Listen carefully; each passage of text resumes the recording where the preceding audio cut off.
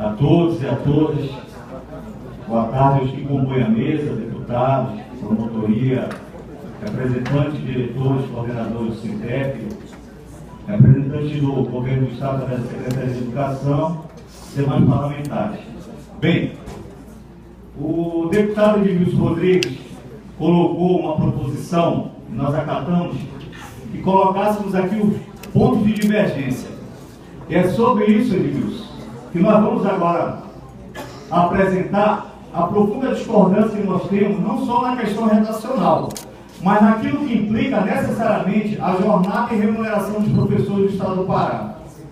Eu queria aqui a atenção de todos, porque, segundo o documento que nos foi entregue, diz o seguinte, que o valor da aula suplementar será calculado com base no valor da hora-aula do nível de classe em que estiver inserido o professor.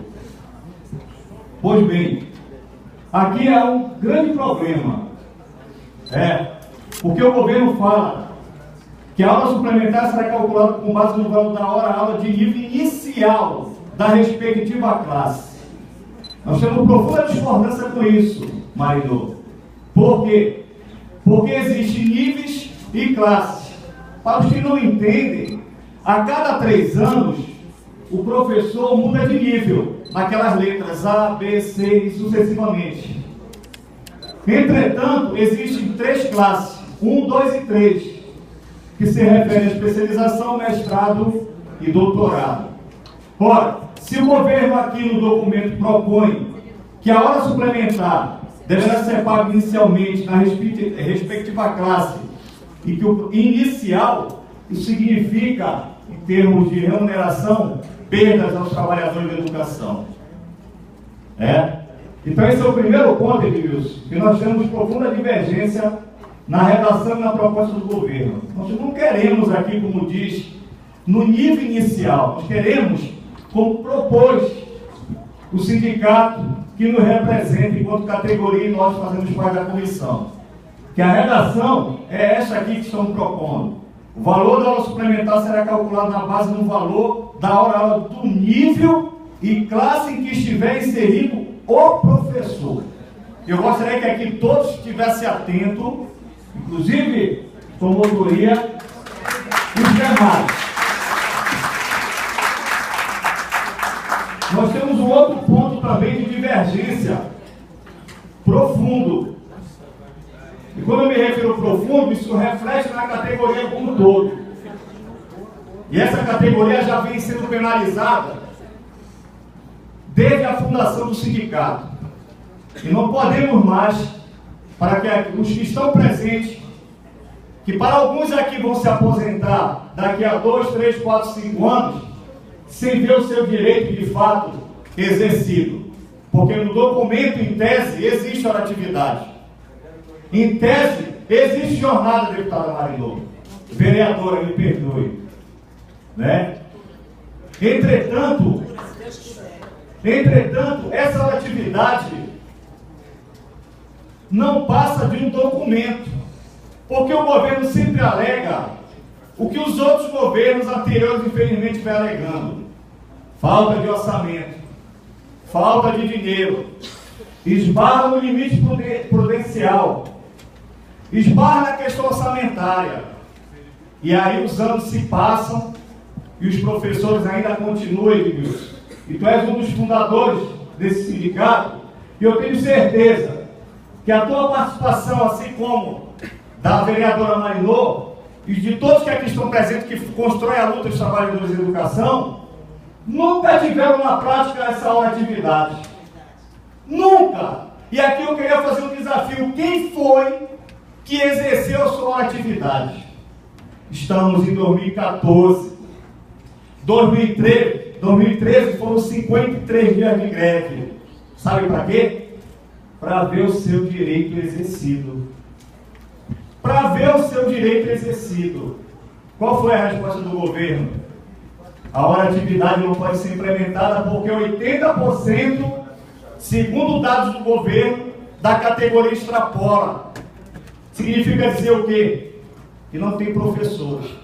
Se não tem, mais uma vez não teremos rotatividade. Isso é um absurdo. Um governo que está terminando o seu tempo de gestão no estado do Pará, ainda assim neste documento propõe que 1/3, Edmilson, seja implementado em 2019. Ora, não conseguiram implementar nem os 20% de atividade quando foi criado, sabe aonde? 1986, Estatuto do Magistério. 1986. Está lá no documento. Quem quiser ter acesso pode ler. Jornada compõe-se de hora atividade e hora aula. Não teve condições de 20%. Aí o governo diz, avançamos para 25%.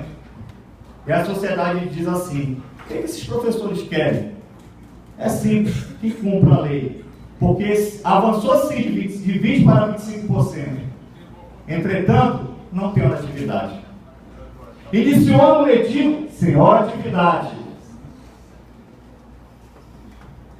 Foi assinado um acordo entre a direção do sindicato e o governo. Como disse muito bem o companheiro Sérgio, que aqui esteve, que a hora atividade iniciaria o quê? Em 2014, no início do ano letivo. Junho está batendo a porta. A Copa do Mundo começa, não tem atividade. Termina a Copa, não tem atividade. Daqui mais 4 anos a Copa será em outro país, também não tem atividade. E ficamos à espera. À espera de quê? De uma lei, promotora? A lei existe. O que falta é ser cumprida. É preciso ter mais greve para dizer que esse direito que existe em lei deve ser cumprido. Será que a sociedade vai dizer mais uma vez, para que greve novamente? E nós temos que repetir, nossos direitos não são respeitados. Mas para finalizar, porque tem outros companheiros e companheiras que aqui estão presentes e colaboram na construção dessa categoria, queria, Edmilson, apresentar mais um ponto, e aos demais parlamentares aqui, e os presentes na plenária.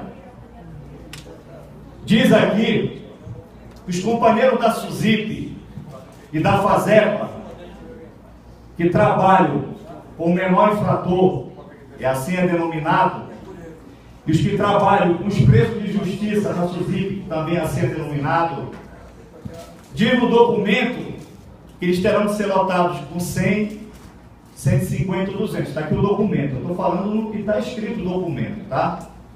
E sabe o que acontece?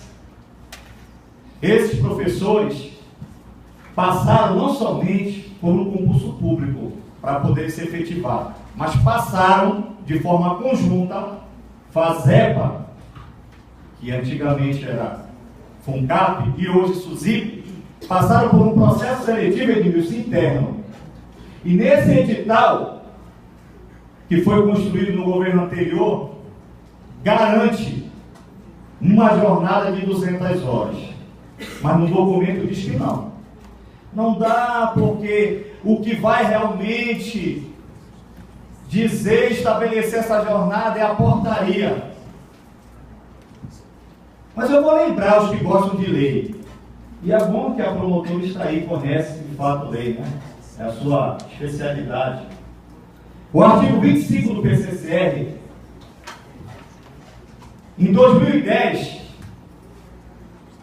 confirma, artigo 25, eu gostaria de lembrar, confirma que esses professores que trabalham na FASEP e na SUSIP têm a garantia de uma jornada de 200 horas. Então, não é uma portaria que vai dizer o que vai ser estabelecido para a jornada de 100, 150, 200. É o que está escrito na lei novamente. Observe que todas as falas que aqui foram colocadas, que me antecederam, todas estão garantidas em lei. Todas. Não tem nenhum pedido aqui. Não tem nenhuma forma de dizer assim, por favor, colabore com a gente. É lei. E para finalizar, eu queria me referir com todo respeito à promotora Graça Cunha, que estivemos com o Ministério Público ano passado, e se de fato este país e passou por uma ditadura militar. Eu estava lá naquele período, um pouco mais novo que alguns aqui, mas estava naquele período, que com muito sangue, muito suor, estabeleceu um Estado democrático de direito, e que se de fato essa nação, esse povo, tem um Estado democrático de direito, respeite o direito dos professores, que é uma conquista de toda uma categoria. Sem isso, não vamos viver um Estado democrático de direito, e sem isso essa categoria irá cada vez mais ser penalizada sem direito à sua atividade. Muito obrigado.